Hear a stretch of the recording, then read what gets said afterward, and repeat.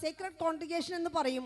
ആ secret കോൺഗ്രിഗേഷന്റെ secretary ആയി അന്ന് പ്രവർത്തിച്ചിരുന്ന monsignor archbishop cardinal Vincenzo of അജിയോളോ എന്ന് പറയുന്ന ആർച്ച് ബിഷപ്പ് മദറിന്റെ ഏറ്റവും അടുത്ത ബന്ധത്തിലായിരുന്ന ഒരു കാർഡിനൽ ആയിരുന്നു. അതുകൊണ്ട് ഏത് സമയത്തും റോമിൽ കടന്നു ചെന്ന് ഈ സന്യാസഭയ്ക്ക് വേണ്ടി എന്തൊരു കാര്യവും യാതൊരു ആനുകൂല്യവും ചോദിക്കുവാൻ ഈ സഭയ്ക്ക്, സെന്റ് ആൻ സഭയ്ക്ക് ഈ മദർ മുഖാന്തരം അന്ന് അവസരം ഉണ്ടായിരുന്നു. മറ്റുള്ളവർ റോമിലേക്ക് അപ്പോയിന്റ്മെന്റ് ഇല്ലാതെ ഈ ബിഷപ്പിനെ കാണുവാൻ പോലും സാധിക്കുകയില്ല. പക്ഷെ ഞാൻ ഈ മദറിന്റെ കൂടെ 7 പ്രാവശ്യം വിസിറ്റിനായിട്ട് റോമിലേക്ക് പോകുകയും ആ കാർഡിനലിനെ കാണുവാൻ എനിക്ക് അവസരം ലഭിക്കുകയുണ്ടായി. ചെല്ലുമ്പോഴൊക്കെ കാർഡിനൽ ചോദിക്കുന്ന ഒരു കാര്യമുണ്ട്, Leema what can I do for you? Leema, ഞാൻ നിങ്ങൾക്ക് വേണ്ടി, നിങ്ങളുടെ സഭയ്ക്ക് വേണ്ടി ഞാൻ എന്തെങ്കിലും ചെയ്യാൻ സാധിക്കുമോ? ഞാൻ എന്ത് ചെയ്യണം? ഈ കാർഡിനെടുത്ത അപ്പോയിന്റ്മെന്റിന് വേണ്ടി പല മദർ ജനറൽമാർ, പല ഒരുപക്ഷെ അച്ഛന്മാർ, പല ബിഷപ്പുമാർ ഒരു അപ്പോയിന്റ്മെന്റിന് വേണ്ടി കാത്തു നിൽക്കുകയാകും. അത്രയും നല്ല അവസരങ്ങൾ റോമാപുരിയിലും കത്തോലിക്ക സഭയിലും മദറിനുണ്ടായിരുന്നു.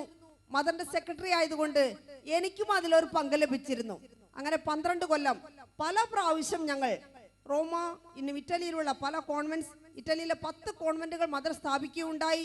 അത് ആ ദിവസങ്ങളിൽ യൂറോപ്പിലുള്ള പല നാടുകളിലേക്ക്, ഫ്രാൻസ്, ജർമ്മനി, സ്വിറ്റ്സർലൻഡ്, ബെനിലെക്സ്, ഈ നാടുകളിലേക്കെല്ലാം ഞങ്ങൾ കടന്നു ചെല്ലുകയുണ്ടായി. അന്ന് കത്തോലിക്ക സഭയിൽ വളരെ വൈരാഗ്യവും ഭക്തിയുമുള്ള ഒരു സിസ്റ്റേഴ്സ് ആയിരുന്നുകൊണ്ട്, അത് ഭാരവാഹികളായിരുന്നു കൊണ്ട് ഫ്രാൻസിലുള്ള ലൂർദ് എന്നൊരു സ്ഥലമുണ്ട്, നിങ്ങൾ കേട്ട് കാണും. ലൂർദ് മാതാവിന്റെ ഒറിജിനൽ പള്ളി. അവിടെ ഞങ്ങൾ 7 പ്രാവശ്യം ഒരു നേർച്ചയായിട്ട് പോകുകയുണ്ടായി. ഓരോ കൊല്ലവും അവിടെ നേർച്ചയായിട്ട് പോകാറുണ്ട്. അവിടെ ഭയങ്കര കുളിരുള്ള ഒരു പ്രദേശമാണത്.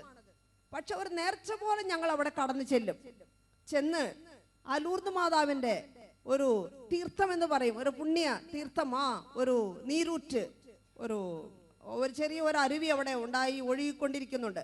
അതൊരു തീർത്ഥമാണെന്ന് വിശ്വസിച്ച് അവിടെ നിന്ന് ആ പുണ്യ തീർത്ഥം എടുത്തുകൊണ്ട് വരുന്നുണ്ട്. ഞങ്ങളും ഒരു ക്യാനിൽ 10 ലിറ്റർ കൊള്ളുന്ന ഒരു ക്യാനിൽ, നിങ്ങൾക്കറിയാം പ്ലെയിനിൽ വരുമ്പോഴാണ് 20 കിലോ കൊണ്ടുവരാനേ സാധിക്കുകയുള്ളൂ. അതിൽ 10 ലിറ്റർ ഈ വെള്ളം ഞങ്ങളുടെ ലഗേജിന്റെ വലിയൊരു ഭാഗമാകും. എല്ലാ കൊല്ലവും 10 ലിറ്ററുള്ള ഒരു ക്യാൻ വാങ്ങിച്ചു കൊണ്ടുവന്ന് അത് അധികം അതിൽ വെള്ളം കലർന്ന് ഞങ്ങൾ ഓരോ കോൺവെന്റുകളിലേക്കും, കോൺവെന്റിലുള്ള ഓരോ സിസ്റ്ററിനും ഓരോ മാതാവിന്റെ രൂപത്തിലുള്ള ആ വെള്ളം കലർന്ന് കൊടുക്കുന്നത് ഞങ്ങളുടെ ഒരു നിത്യ പരിപാടിയായിരുന്നു.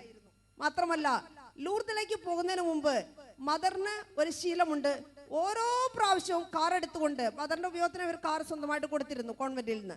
ഓരോ പ്രാവശ്യവും വേളാങ്കണ്ണിയിൽ പോയിട്ട് വന്നിട്ടേ പ്ലെയിനിൽ കയറുകയുള്ളൂ. പോയി തിരിച്ചു വന്ന ഉടനെ വേളാങ്കണ്ണിയിൽ നന്ദി പറയുവാനായിട്ട് മാതാവിന്റെ അടുത്ത് പോയിട്ട് വരും. ഇത്രയും വൈരാഗ്യമുള്ള ഒരു സാധാരണ സിസ്റ്റേഴ്സ് ആയിരുന്നില്ല ഞങ്ങള്.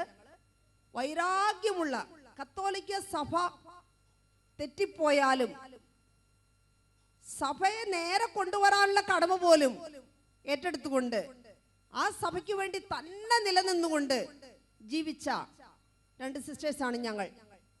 ഇറ്റലിയിലെ പാദുവ എന്ന ഒരു സ്ഥലം നിങ്ങൾ കേട്ടിട്ടുണ്ടോ എന്ന് എനിക്ക് അറിഞ്ഞുകൂടാ. ആരെങ്കിലും കത്തോലിക്ക സഭയിൽ നിന്ന് ഇവിടെ വന്നിട്ടുണ്ടോ നിങ്ങൾക്കറിയാം. പാദുവയിലെ അന്തോനീസ് പുണ്യവാളൻ കേട്ടിട്ടുണ്ടോ? അന്തോനീസ് പുണ്യവാളന്റെ പുണ്യസ്ഥലം പാദുവയിലുണ്ട്. അവിടെ ഞാൻ പോകുക മാത്രമല്ല, ഞങ്ങൾ 2 പേരും അവിടെയും ഓരോ കൊല്ലവും പോകാറുണ്ടായിരുന്നു. കാരണം അതിന്റെ അടുത്ത് ഞങ്ങൾ ഒരു കോൺവെന്റ് തുടങ്ങിയുണ്ടായി. ആ കോൺവെന്റ് തുടങ്ങുക, അവരോട് കോൺട്രാക്ട് എഴുതുക, അവിടെ സിസ്റ്റേഴ്സിനെ കൊണ്ടുപോയി വിടുക, അവർക്ക് വിസ എടുത്തു കൊടുക്കുക, സിസ്റ്റേഴ്സിന്റെ കാര്യങ്ങൾ ശ്രദ്ധിക്കുക, ഈ ജോലികളൊക്കെ എനിക്കായിരുന്നു. ഞാൻ 3 കൊല്ലം മദറിന്റെ സെക്രട്ടറി ആയിരുന്നു. മാത്രമല്ല അത് കഴിഞ്ഞ് 3 കൊല്ലം കഴിഞ്ഞ് ഞങ്ങളുടെ ജനറൽ ചാപ്റ്റർ എന്ന് പറയും, ആ ചാപ്റ്റർ നടന്നപ്പോൾ എന്നെ സഭയുടെ സെക്രട്ടറി ജനറൽ ആയിട്ട് സിസ്റ്റേഴ്സ് എല്ലാവരും ചേർന്ന സഭ തന്നെ നിയോഗിക്കുകയുണ്ടായി. അതുകൊണ്ട് സഭയിലുള്ള എല്ലാ ഔദ്യോഗികമായ എഴുത്തുകുത്തുകളും, എല്ലാ കമ്മ്യൂണിക്കേഷൻസും, എല്ലാ ഫയലുകളും, എല്ലാ രജിസ്റ്ററുകളും എന്റെ ഉത്തരവാദിത്വത്തിലായിരുന്നു. ദൈവമക്കളെ, ഇത്രമാത്രം ഞങ്ങൾ ഭക്തി നിർഭരമായ ഒരു ജീവിതം ഞങ്ങൾ ജീവിക്കുകയായിരുന്നു. അങ്ങനെ ഒരു ദിവസം ഞാൻ ഞങ്ങളുടെ ചാപ്പലിൽ, ജനറലേറ്റിന്റെ sisters of Saint Ann of Tiruchirappalli ജനറലേറ്റിലുള്ള ചാപ്പലിൽ ഞങ്ങൾക്ക് എന്നും പ്രാർത്ഥനയുണ്ട്. നിങ്ങൾക്കറിയാം, കോൺവെന്റിൽ രാവിലെ പ്രാർത്ഥന, ഉച്ചയ്ക്ക് പ്രാർത്ഥന, മുற்பകൽ, പിற்பകൽ, മാലൈ ജപം, ഇരവ് ജപം, കാലൈ ജപം, തിരുപ്പലി പൂസൈ, இப்படி அநேக ஜபங்கள் உண்டு. ஒவ்வொரு வருஷமும் தியானம் உண்டு. ഓരോ മാസവും ഒരു ഫുൾ ഡേ ഞങ്ങൾക്ക് ധ്യാനം, ആത്മശോധന, ഇതെല്ലാം ഉണ്ട്. ഇതെല്ലാം ഞങ്ങൾ സിസ്റ്റേഴ്സിനെ പഠിപ്പിക്കുകയും ഞാൻ ഒരു കൊല്ലം മുഴുവൻ ഞങ്ങളുടെ സിസ്റ്റേഴ്സിനെ ധ്യാനിപ്പിച്ചിട്ടുണ്ട്. ബാച്ചായിട്ട് ധ്യാനിപ്പിക്കുകയായിരുന്നു ഞാൻ. അപ്പോഴൊക്കെ ഞാൻ ബൈബിൾ വായിക്കില്ലെന്ന് ചോദിച്ചാൽ ഞങ്ങളുടെ സഭാ നിയമങ്ങൾ ഒരു പുസ്തകമുണ്ട്. ആ പുസ്തകം വെച്ചാണ് ധ്യാനം കൊടുക്കുക. അതിൽ ബൈബിളിൽ നിന്നുള്ള ചില ഭാഗങ്ങളുമുണ്ട്. അങ്ങനെ ഞാൻ ജീവിച്ചു കൊണ്ടിരുന്നപ്പോൾ ഒരു ദിവസം ഞാൻ പള്ളിയിൽ പ്രാർത്ഥിക്കുകയായിരുന്നു. എന്റെ കാതിൽ ഒരു ശബ്ദം കേൾക്കുകയുണ്ടായി. അതിപ്രകാരമായിരുന്നു, ഹൂ ഡു യു സെർവ്? നീ ആരെയാണ് സേവിക്കുന്നത്? നിന്റെ സഭയെയാണോ, നിന്റെ സഭാ തലവിയെയാണോ, എന്നെയാണോ? ഈ ചോദ്യം എന്നെ കുലുക്കി. കാരണം 13 കൊല്ലം സഭയുടെ നിർവാഹത്തിൽ വലിയൊരു ഉത്തരവാദിത്വത്തിൽ വളരെ വിശ്വസ്തമായി സേവനമനുഷ്ഠിച്ചുകൊണ്ടിരുന്ന ഞാൻ ചെയ്ത ഈ സേവനമൊന്നും ദൈവത്തിനല്ലായിരുന്നു എന്ന് ദൈവം എന്നോട് നേരിട്ട് ഇടപെട്ട് സംസാരിക്കുകയായിരുന്നു. എൻ്റെ ജീവിതം ആകെ തകർന്നു പോയതുപോലെ എനിക്ക് തോന്നി. 13 കൊല്ലത്തെ എൻ്റെ ബുദ്ധി, എൻ്റെ അറിവ്, എൻ്റെ സേവനം, എൻ്റെ ജീവിതം വ്യർത്ഥമായോ? ഞാൻ വീട് വിട്ടു വന്നത്, ഞാൻ ചെയ്ത സേവനം, എൻ്റെ പഠിത്തം, എൻ്റെ അറിവ്, ഇതെല്ലാം ഒന്നുമില്ലാതെയായോ? ദൈവമേ, ഞാൻ എന്ത് ചെയ്യേണ്ടു? ഞാൻ എന്ത് ചെയ്യണം? എനിക്ക് മറുപടി ലഭിച്ചില്ല. ഞാൻ ആരോട് പോയി ചോദിക്കും? സഭയിൽ ആരോടും എനിക്ക് ചോദിക്കുവാൻ ധൈര്യമുണ്ടായില്ല. കാരണം സഭയിലുള്ള എൻ്റെ ജീവിതം മുഴുവൻ തന്നെ പൂജ്യമായിരുന്നു എന്നാണ് ദൈവം എന്നോട് പറഞ്ഞത്. എവിടെ ചെന്ന് ആരോട് ചെന്ന് അന്വേഷിക്കും? ഇന്ന് കോൺവെന്റിൽ ഉള്ളതുപോലെ ഇന്നൊക്കെ കുറെ കരിസ്മാറ്റിക് പ്രാർത്ഥനകൾ പുറത്ത് തോന്നിയാൽ അനുവാദം കിട്ടി പോലും ചില പ്രാർത്ഥനകൾ സംബന്ധിക്കുവാനും ചില കാസറ്റ്സ് അല്ലെങ്കിൽ ഓഡിയോ കാസറ്റ് സീഡിയോ കേൾക്കുവാനും കാണുവാനും ഒക്കെ ഉള്ള അനുവാദമൊക്കെ ഇന്നുണ്ട്. അന്ന് അങ്ങനെയുള്ള അനുവാദങ്ങൾ ഇല്ല. മാത്രമല്ല, ഞാനൊരു ഉത്തരവാദിത്തത്തിലായിരുന്നു കൊണ്ട് സഭയുടെ നിയമത്തിന് തെറ്റായിട്ടുള്ള വിരുദ്ധമായിട്ടുള്ള യാതൊന്നും ചെയ്യാൻ ഞാൻ ധൈര്യപ്പെടുമായിരുന്നില്ല. ഇങ്ങനെ കുഴഞ്ഞ ഒരു മനസ്ഥിതിയിൽ, യാതൊരു സന്തോഷവും സമാധാനമില്ലാത്ത ഒരു മനസ്ഥിതിയിൽ ഞാൻ ജീവിച്ചു കൊണ്ടിരുന്നപ്പോൾ ഒരു ദിവസം ദൈവദൂതനെ പോലെ ഒരു വ്യക്തി എന്റെ ജീവിതത്തിലേക്ക് അയക്കുകയുണ്ടായി. അത് വേറെ ആരുമല്ല, ഞങ്ങളുടെ കോൺവെന്റിലെ കെട്ടിടം പണിയുവാൻ ഉത്തരവാദിത്തം ഏറ്റിരുന്ന ഒരു എഞ്ചിനീയർ. ദൈവം എങ്ങനെയൊക്കെ അത്ഭുതാവഹമായ രീതികളിൽ മനുഷ്യരെ കണ്ടുമുട്ടുന്നു എന്ന് ആലോചിക്കുമ്പോൾ എന്റെ ഹൃദയം ഇന്ന് സന്തോഷത്താൽ നിറയുകയാണ്. കാരണം ഈ എഞ്ചിനീയർ അല്ലാതെ വേറെ ഒരൊറ്റ പുരുഷനും കോൺവെന്റിനകത്ത് കാലുകുത്തുവാൻ അനുവാദമില്ല. ഞങ്ങളുടെ കോൺവെന്റിനകത്ത് കെട്ടിടങ്ങളോ അല്ലെങ്കിൽ ജോലികളോ എന്തെങ്കിലും അകത്തുണ്ടെങ്കിൽ ഈ എഞ്ചിനീയർ മാത്രമേ അകത്ത് വരാറുള്ളൂ.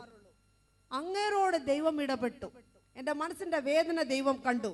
എന്റെ പ്രാർത്ഥന ദൈവം കേട്ടു. ഒരു ദിവസം ആ വ്യക്തിയോട് പറയുകയുണ്ടായി, സിസ്റ്റർ ആഞ്ചലിക്ക, ദയവായിട്ട് എനിക്ക് സിസ്റ്ററിനോട് 10 മിനിറ്റ് സംസാരിക്കണം. ആ എഞ്ചിനീയർ ഞാൻ എന്നും കാണുന്ന വ്യക്തിയാണ്.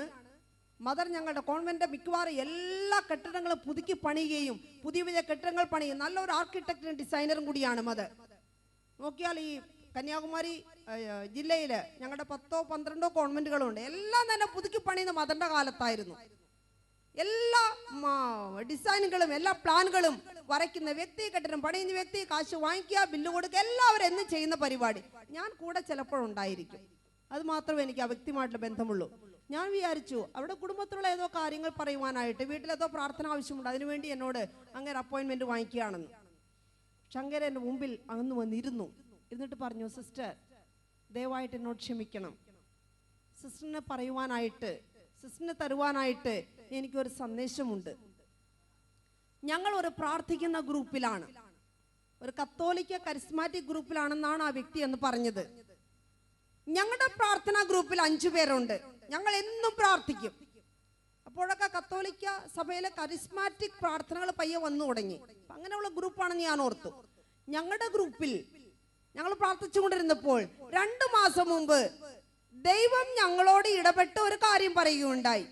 സിസ്റ്റർ ആഞ്ചലിക്ക എന്നൊരു വ്യക്തിയെ ഞാൻ എന്റെ ജോലിക്കായിട്ട് നിയമിച്ചിരിക്കുന്നു. നിങ്ങൾ ആ സിസ്റ്ററിനെ കണ്ട് ഈ കാര്യം അവളോട് പറയുക. 2 മാസമായിട്ട് ഈ വ്യക്തി ആരാണെന്ന് ഞങ്ങൾ തിരയുകയായിരുന്നു. കാരണം ഞങ്ങളുടെ പ്രാർത്ഥനാ ഗ്രൂപ്പിന്റെ ലീഡർ വേറൊരു ബ്രദറാണ്. ഞാൻ ആ ബ്രദറിനോട് ഞങ്ങളുടെ ഗ്രൂപ്പിൽ പറയുകയുണ്ടായി, ഈ പേരുള്ള ഒരു സിസ്റ്ററിനെ എനിക്കറിയാം, അവരൊരു കന്യാസ്ത്രീയാണ്,